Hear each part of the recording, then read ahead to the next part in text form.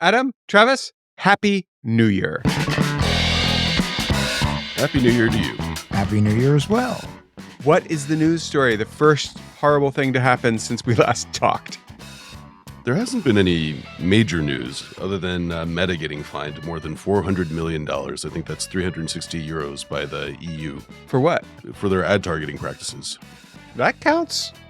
The charge is that they forced users of Facebook and Instagram into consenting to providing their data for ad tracking, which is a pretty big no for the GDPR. Yeah. Well, my New Year's resolution this year is to only use Facebook to go on Marketplace and look at things that I really want that have decent prices and I know are scams, and then just decide that I'll buy it new. Adam, what are you going to do this year differently? I'm actually going to freeze my son's credit. I'm going to take a leaf from Adam's book here and freeze both of my kids' credit. And that is what this show's all about. Transparency. The only way to stay safe is to be open about what you're doing. And if the hosts of the shows haven't done something that we've been talking about, it's a great example. It is a great example. Okay, and it's done. Counts frozen. So welcome to What the Hack, a show about hackers, scammers, and the people they go after. I'm Adam, cyber anchorman. I'm Bo, cyber sweet something. I'm Travis, cyber nattering nabob of negativity. Nice.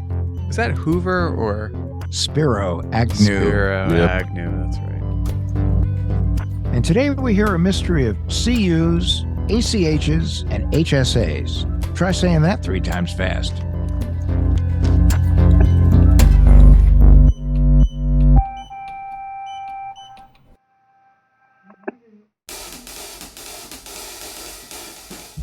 Britt, where are you coming to us from? I live in Portland, Oregon. Sort of the almost land of Travis Taylor. It's It's true. the exact land of Travis Taylor. I think Travis is about a mile away from me. Yep. So what do you do? I am a user experience researcher. That's interesting. That's a different twist on the user experience stuff I know about. So as a researcher, are you interested in the psychology of user experience, or? I'm interested in everything. I'm interested in how to make digital products more accessible to people. I'm interested into the psychology of how people use websites or digital products, apps, for example. It's interesting work, and it's new to me, as you'll hear in my story. I just left a career in higher education in December. So this is my first job outside of higher ed. Was this where the story starts? Yes, and I was unemployed for about 6 months while I was completing an online full-time certification program. So that's one of the reasons that I think I was scammed again. Was I was in this unusual employment period where I wasn't really looking at my banking information because I wasn't earning any money. And you weren't collecting unemployment insurance? No, because I left my job voluntarily. So Got you. Okay. it was my choice to leave, and I did not qualify for unemployment. So there was no reason to look in there, really, or just to be sad, but not to really look in. I mean, yeah, precisely. I bank with a credit union, and I have with them a checking and savings account, but I don't use those accounts for everyday transactions. I use a Chase credit card, and I just pull money from my savings account every month to pay it off every month. So there's very little activity or transactions in my credit union accounts. And so historically, I haven't monitored them very closely because I just directly deposit money into savings and just let it be. And I don't use the debit card or the checks associated with those accounts because I earn great points through my credit card. So I prefer to use that for everyday spending.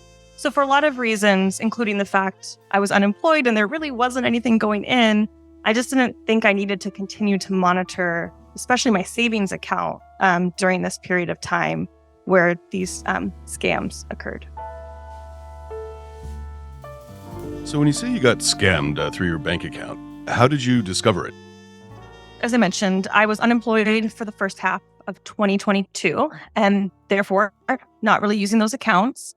But in July, I'm happy to say I got a job and I decided to reevaluate my finances. I had to set up direct deposit with a new employer. I had to decide how much to withhold for taxes, retirement, all those fun adult decisions. So I took a look at my bank account in detail for the first time in 6 or 7 months. And the first withdrawal that stood out to me, I didn't recognize it, was from HSA Bank, HSA being Health Savings Account Bank. Mm-hmm. And it was an ACH withdrawal for $2,000 sometime in December of 2021. And I, was like, I don't think I have an account or a health savings account. Never heard of HSA Bank. So I continued to look in my checking account, and I saw that the first charge from them was in early December, and it was like a 52-cent deposit and then a 52-cent withdrawal the same day. And then a few days later, $200 withdrawn. A few days later, $2,000 withdrawn. And then sometime in early February, $900 withdrawn. So that's a total of $3,100 from HSA Bank. So it sounds like these smaller deposits and withdrawals were just testing the water at this point. That's what it looked like. Yeah. I, again, hadn't noticed at the time, but then certainly you could tell that they got a little bit more courageous and kept taking more and more money directly from my checking account. I couldn't see anything, like a lot of details about the charges. I could see that it was from HSA Bank. I could see the amount and dates. But the only other information provided was like a membership account that said like account number, asterisk, and then 4 digits. So that was the only other detail on my bank statement about these charges. Health savings account is, if you don't know, it's pre-tax money that the government allows you to put aside for healthcare. And some employers will let you do that in exchange for not giving you health insurance or some other situation. But it is the way a lot of people get their health care, and at least it's pre-tax dollars. It seems to me like a great target.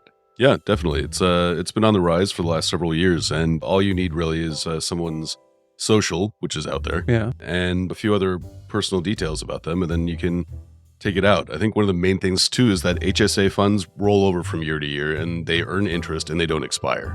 So that makes them a great target. So just to recap here, Britt, your savings account was siphoned off into an HSA, supposedly. Yes. And there were other examples of this. The HSA Bank was just the first one I discovered. There was actually 2 other instances or 2 other companies that appeared and were withdrawing money from my account. HSA was just the first one I happened to see, and then continued to look through my statements and realize, oh, this was happening a few other places as well. Were they also health related? No, they were not. They were finance and crypto related. Oh, crypto. Yeah. Okay, so one was finance, and by finance, should I take that to be like TD Ameritrade or Merrill Lynch or? No, it was a company called Acorns, which is like an investment app. Yes. Yeah, Acorns. Okay. All right, so Acorns was one. That makes sense. And then the other was crypto, and was that through Coinbase or somewhere else? Voyager, a crypto investment company. So for Acorns, I noticed a reoccurring withdrawal of $3 every other week. And I knew I didn't have an account with Acorns, but I verified and checked. No, I never signed up. But I could see for Acorns, the charges were under a name. I was given a name and the last 4 digits of the account. So it was like Derek something. And those charges started around December and ran until the present time that I discovered them, July of 2022. So, 7-8 months. And then for Voyager, that one was interesting because that one came out of my savings account. The other 2 were from my checking account. Voyager withdrew $5,000 from my checking or from my savings account. And it followed the same pattern. So 19 cents deposited and then withdrawn on the same day, then $5,000. And then I think $1 was withdrawn a few weeks later. So those are the total of the things that were withdrawn from my bank was HSA, Bank, Acorns, and Voyager. And the amounts, they go from high to low, and they go from big numbers to a number that you would generally associate with testing an account to see if you could take the money. It sounds super random to me. How about you guys? Not especially. If it starts off with a small number to test it, then you can take out a big number, and then maybe a month or 2 later, you take out another small amount just to see if that gets noticed. And that gives a signal to whoever it is that's siphoning off the money that Yes, they still haven't noticed yet. It also could be that they're obviously, as part of a boiler room, different people are running tests on things and then taking out withdrawals. Yeah. And they always do it that way where they'll do a test. If it works, they go to the next step. Right.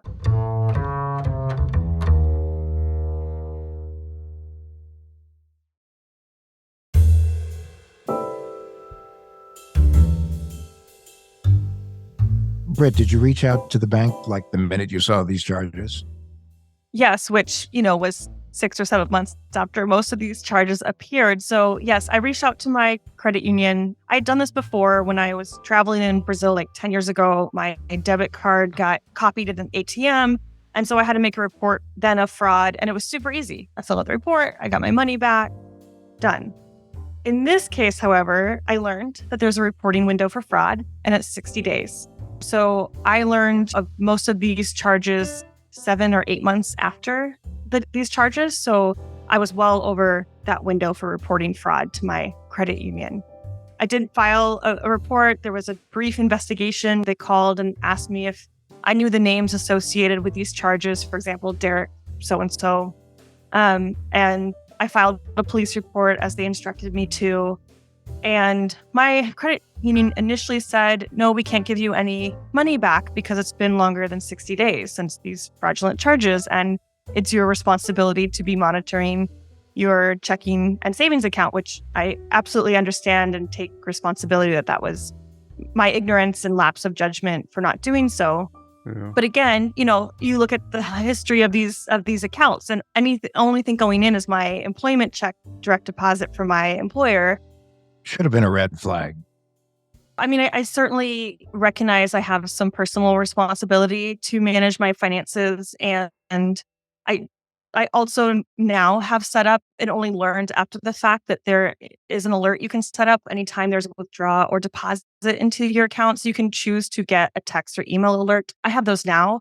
I'm not sure if my credit union has always offered that. They're new to the digital online banking scene. So I do wish or hope that they would have those kind of detections. But because it wasn't a credit or debit card fraud, I guess I don't know what to expect in terms of their monitoring of ACH withdrawals. Okay, right along to the next thing. Did you find Derek and have someone large pick him up by the feet and shake the money out of his pockets?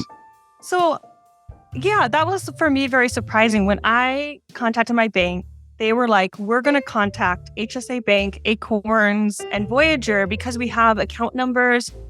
My bank could apparently see more information than I could. Mm-hmm. So they're like, we will contact these institutions and ask if they will please give you your money back, which I was like, well, I'm pretty sure in the issue of Voyager, the crypto investment company, that money just doesn't exist anymore. Yeah. I think the real crime here is someone went through all that work and got nothing back on that investment. But my bank said, we'll contact them and we'll see what they're willing to do. And then it appeared my bank did nothing. My credit union never contacted those institutions. But I did file a police report. I did share the names and information that I had for these accounts. And probably to no one's surprise, I didn't hear back after filing a police report. I was able to appeal the situation to my credit union. I wrote a very polite email and explained, I know that it's been over 60 days, but could you please, this is a lot of money. It's a total of $8,200. And I've been unemployed for the last 6 or 7 months. And so that money really mattered to me. And I was able to get $7,500 back. That's great. Yes. Yeah. So not perfect, but honestly, because I knew that I was well outside the 60-day reporting window, I was happy to see any money back. And I was very grateful that my credit union decided to refund me the money that I lost. Can you walk us through exactly how you got the money back? So I completed an investigation with my credit union, and they were able to confirm that these charges were fraudulent. They initially told me I wasn't eligible to receive the money back because it was outside of the 60-day reporting window. But I wrote a very polite email and just explained the circumstances. I explained that I was unemployed and I wasn't monitoring these accounts because I wasn't expecting any money going in. And so there was very little activity, I assumed, occurring in these accounts. And, I might have included a line like, I've been a loyal customer of your credit union for 13 or 14 years, and I've always been very financially responsible. I feel a great shame that this happened to me. I'm usually very diligent about my finances. So could you please reconsider? And a day later, they sent me back an email saying, we're able to give you $7,500 of the $8,200. And just for next time, please know that there's a 60-day window, which lesson learned. One of the things we know about credit unions is they tend to be very member-centric. Yeah. And if you have a legitimate situation that really was through no fault of your own, although, yes, we all should be as sensitive and alert as we can be, credit unions historically, they stand up for their members. And this is an example where they, at least for the most part, stood up for you. This is amazing. It's amazing. And I was saying that's a large reason why I am a member of a credit union. And while I do a lot of my day-to-day spending with a credit card for points, I've kept my savings and most of my banking in this credit union for that purpose. So I was glad to see that prove true in this case. And like I said, I feel really grateful to my credit union. Now, we gotta back it up.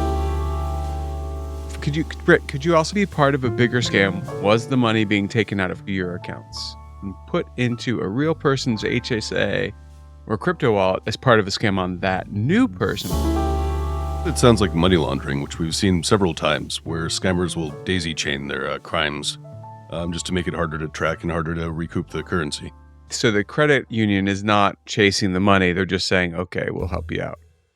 And to that extent, too, I don't think the credit union is fully off the hook. I mean, it's great that they returned your money, or at least most of it, but at the same time, it sounds like they should have had some more fraud protection in place. Yeah. Especially if money is whooshing out of an account and then into a crypto account. It's just like, you would have thought someone there could have caught that one, or at least they could have had. I mean, they should have caught it, and I'm sure this would be of great interest to the Consumer Financial Protection Bureau. I think so too, Adam, because, one of the things that it suggests to me is that, yes, I have those transaction alerts set up on my accounts, Britt. So I see when something's going out, something's going in. My bank actually tells me the day before it happens, we're going to send, X amount of money to your auto loan. And I say, if I said don't say anything, they do it the next day. And so it exists. So the question I have for this mythological finance regulator that we're going to have to ask to fix this. Let's call that person Elizabeth Warren or the CFPB or something like that. Why don't banks just have this on as default? They should. Agreed. Yeah. It exists. Why ask someone to turn it on when you can just have it work? And if it really bugs you to have peace of mind, if you want to live in the chaos of not knowing if your money, turn it off. Then opt out. Right. But in this instance, they would have saved the money that they sent back to Britt. Right. Which is not an inconsiderable amount of money to you or me, but I mean, to the bank, possibly it is, but it's not a small amount of money. And it was an avoidable loss.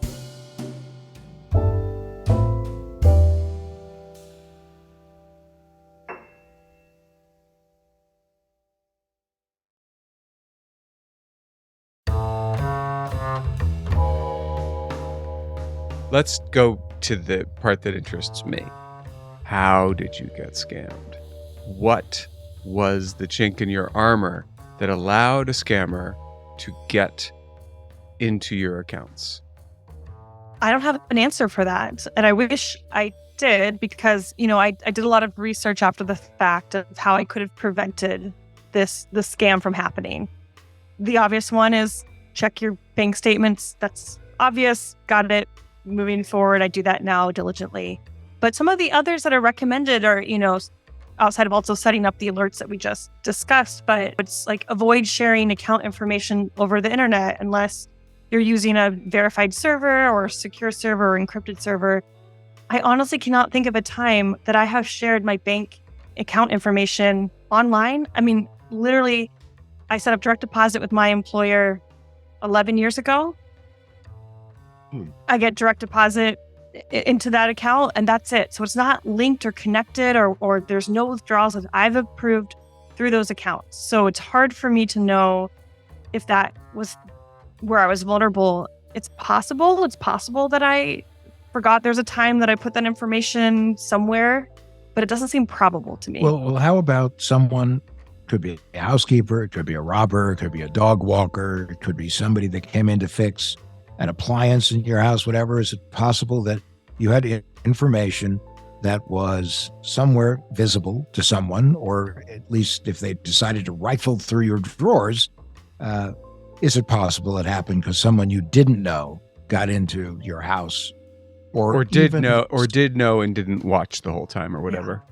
Right. I didn't interrogate my husband. I probably should have done that first. Again, it's possible. It doesn't seem probable to me, only because I consider myself to be quite thoughtful about where I have information. I store all of my private documents information in a locked safe, for example. So I tend to be pretty thoughtful, but that doesn't mean I've not been negligent or that there's been unknown parties, in my life, and that could be someone doing service work.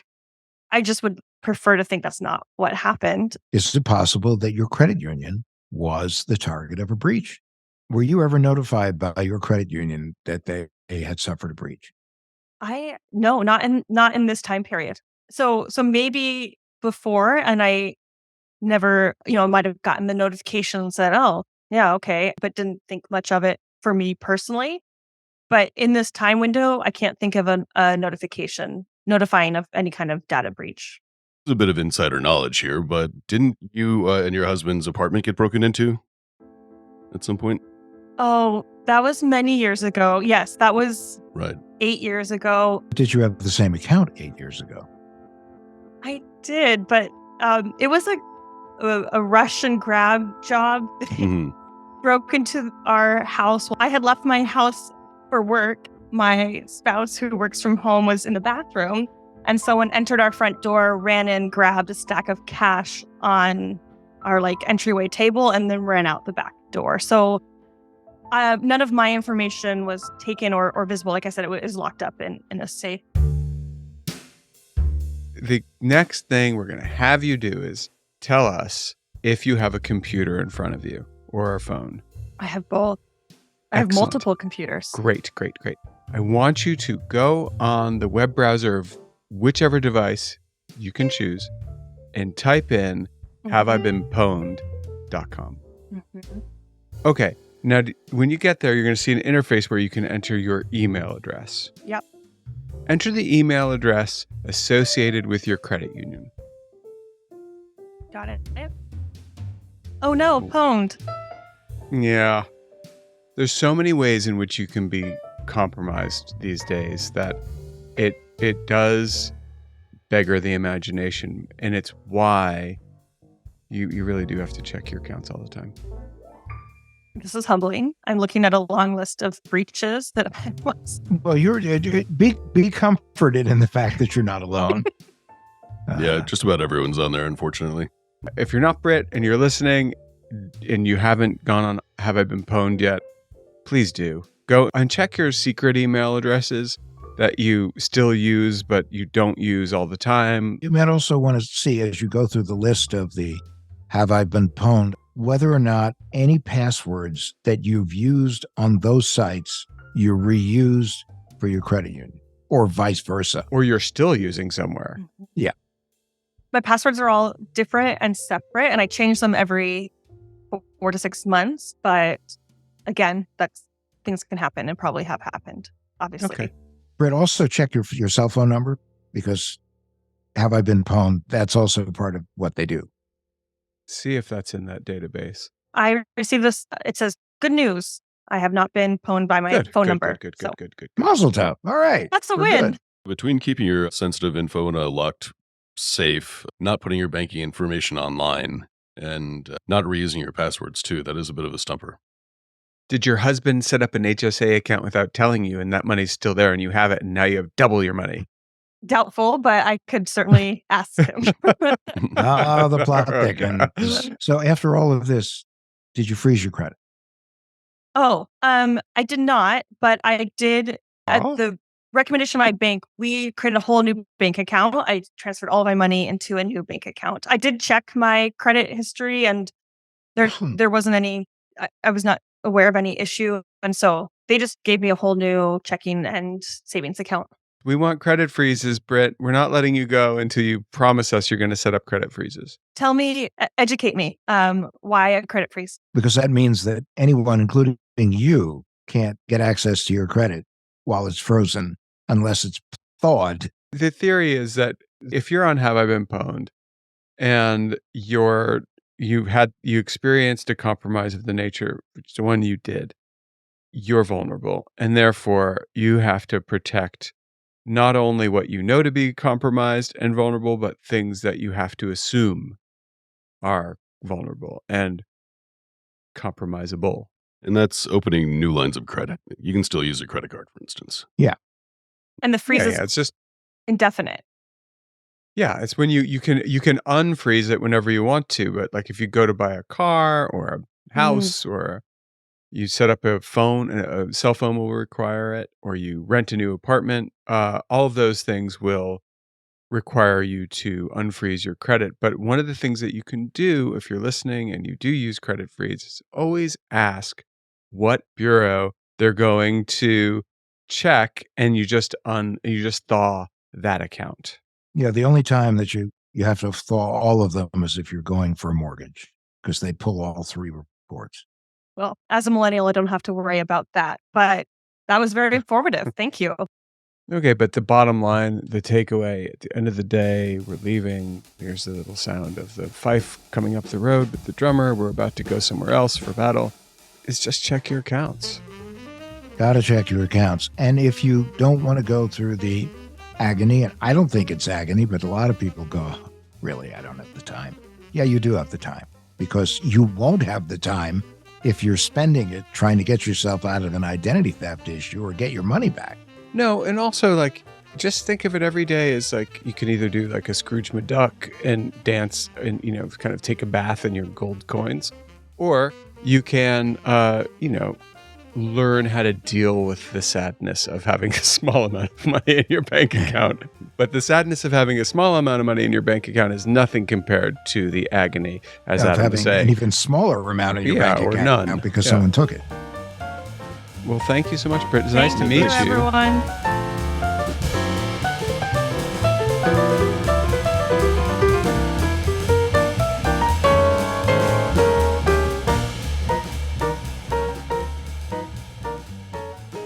And now it's time for the Tin Foil Swan, our paranoid takeaway to keep you safe online.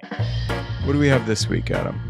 Well, Britt's story was an object lesson on why you need to keep an eye on your financial accounts and your credit. And that brought to mind a particular kind of account that probably doesn't get checked enough. Disney Plus? Close. I was thinking of retirement accounts. Yeah, no, that's a good one. If you're fortunate enough to have one. I mean, it's a place where money goes every couple weeks, and you don't really think about it. And that means out of sight, out of mind for too many people. If you're only checking your retirement account once in a while, you're going to have to be a very lucky person to catch a compromise. And it's going to be a lot worse, as we heard today, if you only look every once in a while or during tax season or something like that. Yeah, and the other thing to keep in mind is that the amount in a retirement account moves with the stock market, and that can make suspicious activity a lot harder to spot. Yeah, but don't freak out. It just means you need to do more than give it a glance from time to time. You got to look. Absolutely. If someone manages to drain your retirement account, all those years of hard work, all those years of saving, trying to set yourself up for a great future, that all goes down the drain. You might be able to get your money back. Yeah, it's possible. Depends on the beats of the crime. But why go through the agony when you could stop it all by just simply paying attention? And that's our Tin Foil Swan.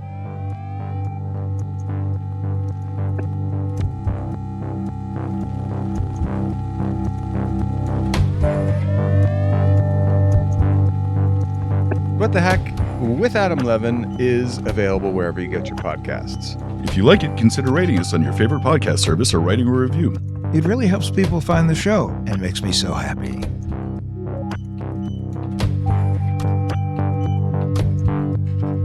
What the Heck with Adam Levin is a production of Loud Tree Media. is produced by Andrew Stephen. You can find us online at adamlevin.com and on Instagram, Twitter, and Facebook at Adam K. Levin.